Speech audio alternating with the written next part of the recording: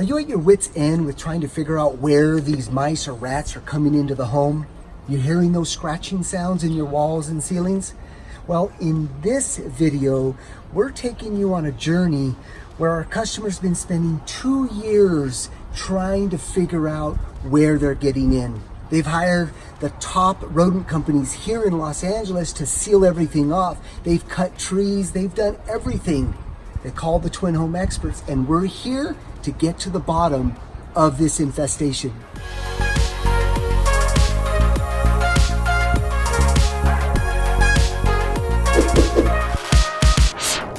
Right now in that wall. So you're getting most of the noise in this wall right here. Because I sealed everything on the inside. So you've been dealing with this for 2 years, huh? 2 years about, yeah. Okay. All right, so here we are inside the unit. This is the area right here.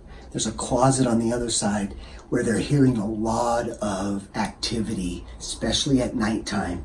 So we're going to focus on setting up our smoke equipment just outside here and put smoke in the sewer and vent system to see if we can see any breaches. What that does is it prevents any major demolition. So smoke camera first, then once we detect it, then we're able to now focus on exactly where to open up. So let's get that set up now.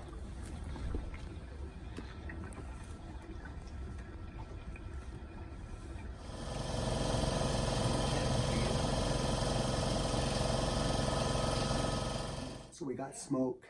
Check this out. Okay folks, so you can see that we've got smoke in this wall right here. And there's a pipe right there that's wide open that was never capped off. There, see my finger's going right in that pipe? So right where the smoke was coming in at the crawl space, so we found, this is the pipe here, and as you can see, we found a nest.